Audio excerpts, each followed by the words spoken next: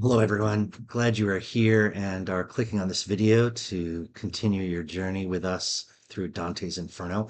We've covered the first 10 cantos in the first week and a half of Lent, and now we're entering into the deeper regions of hell. So we're in the forecourts before the lobby, if you will. Now we're into the main body of the structure itself.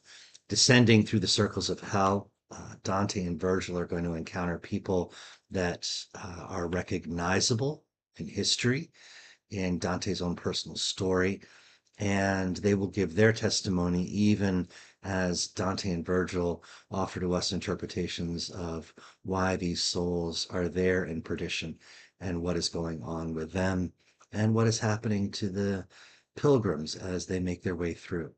As well, we get an opportunity to delve into the different levels of sin in Dante's cosmology, dealing, of course, in the next cycle with the sins of violence. There are others, groupings that will be waiting for us down the way. So please do join us and enjoy this video as you seek to go deeper with us through the transit of the Inferno, and hope we see you around campus here at St. Peter's.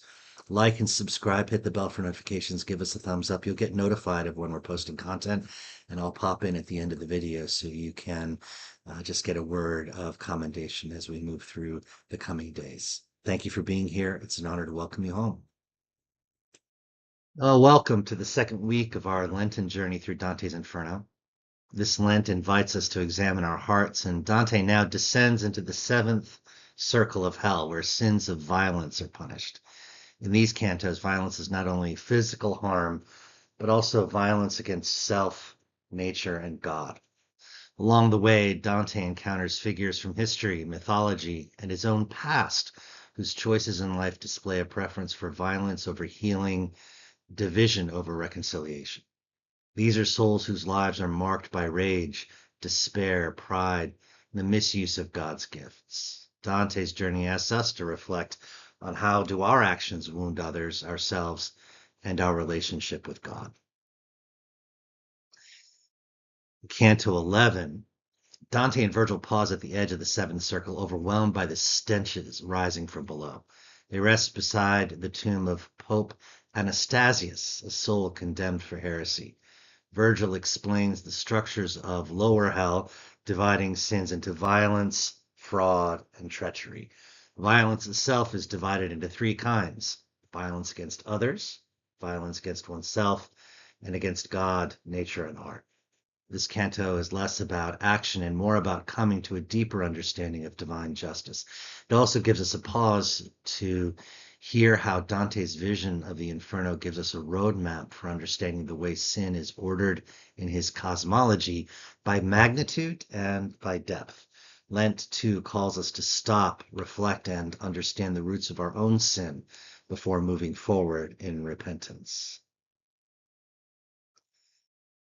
Canto 12 brings Dante into the first ring of the seventh circle, where those violent against others are punished. The way is guarded by the Minotaur. It's a classic symbol of blind rage. This beast, with a massive human frame governed by a bull's head, defines rage without reason. Below flows the river Phlegethon, a boiling river of blood where tyrants and murderers are submerged according to the violence they committed. Centaurs, including Nessus and Chiron — Dante rides on Nessus for a short time — shoot any soul that tries to rise above its assigned depth. This image reinforces how the Inferno represents fixity. These souls made their choices in life and suffer the consequences in death. Among the souls named are Attila the Hun, Dionysius, and Alexander, figures remembered for bloodshed, violence, and cruelty. Their punishment reflects their lives. Those who spilled blood now boil in it forever. Canto 13, Dante enters a dark and twisted forest. This second ring reserved for those who are violent against themselves. Here, suicides are transformed into trees, endlessly wounded and tormented by harpies, grotesque bird women who feed on their leaves. Dante breaks a branch and hears a cry of pain. The soul speaks. It is Pierre de la Vigne, a trusted advisor betrayed by envy who took his own life in despair. Once again, the abstract suffering that surrounds Dante and Virgil becomes personal and intimate for the poet in this passage. This haunting canto reveals the tragedy of self-destruction. Dante shows deep pity, reminding us during Lent that despair denies God's mercy and life, no matter how burdened, is always sacred. Canto 14 leads Dante to the third ring, where those violent against God are punished on a burning desert of sand under a constant fire of rain. Its depth reminds us of the descending hierarchy of the Inferno. These rings mark how the magnitude of sin is defined: against self, then lower against others, and then lower still against our relationship with God. Here lies Capaneus, a defiant blasphemer who cursed God even at the moment of his death. Even in hell, he refuses repentance, raging against divine justice. Virgil also explains the origins of hell's rivers, which flow from the tears of a great statue, the old man of Crete, symbolizing humanity's moral decay. This canto warns us that pride and defiance harden the heart, making repentance impossible.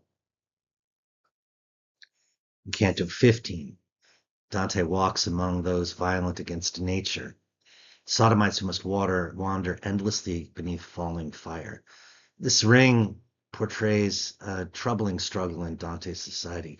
Above, romantic love is shown as sinful when it supplants divine love. Here we see Dante struggling with how the distortion of physical love, contorted by exploitation, distorts the divine gift of sexuality. One soul approaches him, Brunetto Latini, Dante's beloved teacher and mentor.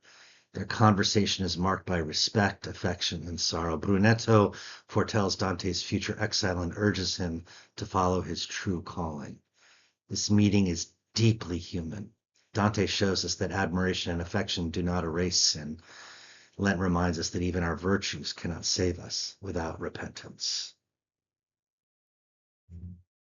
Still among the sodomites, Dante meets three Florentine nobles, Guido Guerra, the Giao Aldobrandi, and Jacopo Rusticucci. They ask about the state of Florence, his city. Dante replies with grief, lamenting the city's pride, greed, and moral decay.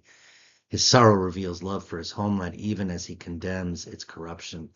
His grief reminds us that Dante is not only struggling with a personal crisis, he's also struggling with a world that for him has lost sense, order, and hope. The canto's end, Virgil prepares for their descent into deeper hell by summoning a mysterious creature, the twisted beast Geryon. Its arrival signals that worse sins, harsher consequences await as they continue their descent. So cantos 11 through 16 confront us with violence in all its forms, against others, against ourselves, against nature, and against God. Dante shows that sin is not merely breaking rules, but breaking relationships. As we continue our Lenten journey, these cantos invite us to ask, where does violence live in our own heart? Our anger, despair, pride, things that cause us to misuse love, both divine and human. May this reflection lead us not to fear, but to repentance, humility, a deeper trust in God's mercy. We'll continue with our journey as we move on to cantos 17 through 22. Well, that concludes our time with cantos 11 through 16. When we enter into canto 17 next week, we'll come to the brink of the Malbolge. This is a deep, heavy, conical cavern full of ditches that hold the folks that are confined to these circles. So do please join us as we continue our pilgrimage through perdition, but know that it is always a blessing to be able to walk with you in a season of reconciliation and penitence. It does get a little dark from here, folks, but the grace is that the light of God's love continues to shine in us and through us. And because of Virgil's faithful guiding of our friend Dante, we're having an opportunity to walk deeply into the abyss, knowing at the same time that we are being given an opportunity to reflect on our own sinfulness and seek forgiveness in the light of God's love in this life, that we might be welcomed to the next. Please do join us as the next weeks unfold. For now, having liked and subscribed, please do take care and God bless.